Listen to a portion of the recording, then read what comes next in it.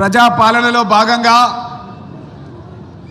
రైతు భరోసా పథకాన్ని ఈరోజు మన గౌరవ ముఖ్యమంత్రి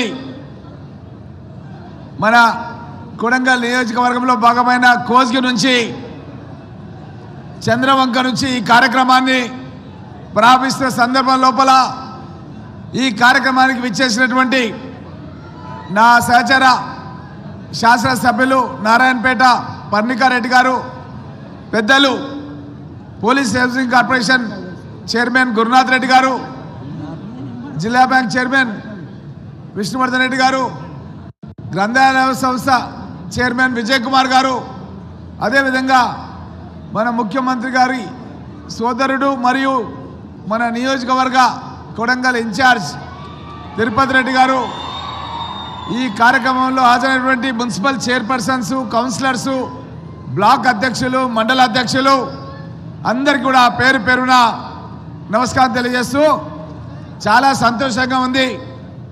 మనం 76వ గణతంత్ర దినోత్సవాన్ని మన తెలంగాణ రాష్ట్ర వ్యాప్తంగా 45,000 కోట్ల రూపాయల పథకాలకు ఈరోజు శంకుస్థాపన చేసుకొని పథకాలు ప్రారంభం చేసుకుంటూ 10,000 కోట్ల రూపాయలని రేపు రైతుల యొక్క ఖాతా లోపల జమ అయ్యే విధంగా ఒక మంచి కార్యక్రమాన్ని మన గౌరవ ముఖ్యమంత్రి రేవంత్ రెడ్డి గారు మన కొడంగల్ నియోజకవర్గం నుంచి ప్రారంభించడం చాలా సంతోషంగా ఉంది.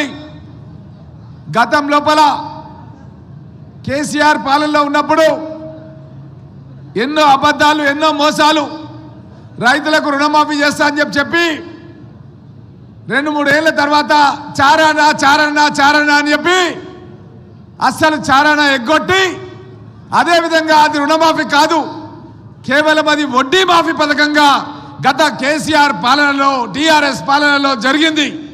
మరి మనకు మన గౌరవ ముఖ్యమంత్రి గారు మేమంతా అమెరికాలో ఉన్నాం. ఆగస్టు 15వ తారీఖు ఉదయం హైదరాబాద్లో ల్యాండ్ అయినాం. ల్యాండ్ కాగానే ప్రతి నియోజకవర్గంలో కూడా ఒక్కొక్క నియోజకవర్గానికి 150 కోట్ల నుంచి 300 కోట్ల రూపాయల వరకు కూడా రుణమాఫీ గౌరవ ముఖ్యమంత్రి రేవంత్ రెడ్డి గారు చేయడం జరిగింది. ఇప్పుడే నేను నా పరిగి నియోజకవర్గంలో రైతు భరోసా కార్యక్రమం రైతులకు 100 కోట్ల రూపాయలు రైతుల ఖాతాలో పడేదానికి వాళ్ళందరూ కూడా మేము శాంక్షన్ ఆర్డర్స్ అన్ని కూడా ఇచ్చి ప్రతి మండలంలో కూడా ఒక గ్రామాన్ని, ఆదర్శ గ్రామాన్ని ఎంపిక చేసి ఒక్కొక్క నియోజకవర్గానికి సుమారు 100 కోట్ల రూపాయలు ఈ యొక్క రైతు భరోసా పథకం కింద ఇవ్వడం జరుగుతుంది. ప్రతి రైతుకు ఎకరానికి 12,000 రూపాయలు ఇవ్వడం జరుగుతుంది. ఈ 6 నెలల గురించి 6,000 రూపాయలు రేపు ఖాతాలో జమ అవుతున్నాయి. ఇదే కాకుండా భూమి లేని నిరుపేదల గురించి కూడా ఎవరైతే ఉపాధి హామీ పథకంలో కనీసం 20 రోజులు పనిచేస్తారో వాళ్ళందరికీ కూడా 12,000 రూపాయలు సంవత్సరానికి ఇచ్చే విధంగా రేపు 6,000 రూపాయలు వాళ్ళ ఖాతాలో పడుతున్నాయి.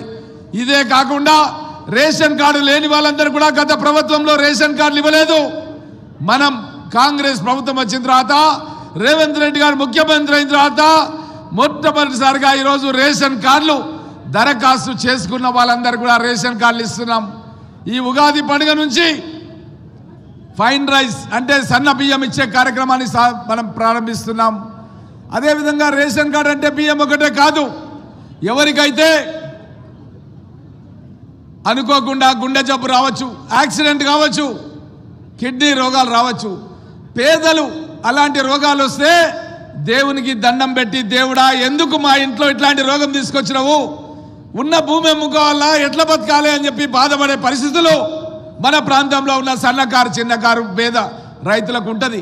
కానీ మన గౌరవ ముఖ్యమంత్రి గారు రాజీవ్ గాంధీ ఆరోగ్యశ్రీ అనే పథకాన్ని తీసుకొచ్చి పేద వాళ్ళందరూ కూడా ఒక రాజీవ్ గాంధీ బొమ్మ ఉన్నటువంటి ఆరోగ్యశ్రీ కార్డులు ఇచ్చి మీరు ఏ హాస్పిటల్ అయినా వైద్యం చేసుకోండి, కోటీశ్వరులు వైద్యం చేసుకునే హాస్పిటల్ కావచ్చు, గాంధీ ఉస్మానియా నిమ్స్ హాస్పిటల్ కావచ్చు, ఆ కార్డు చూపిస్తే చాలు మనకు 10 లక్షల రూపాయల వరకు ఉచితంగా వైద్యం జరిగే విధంగా గౌరవ ముఖ్యమంత్రి గారు ఆదేశాలు ఇవ్వడం జరిగింది.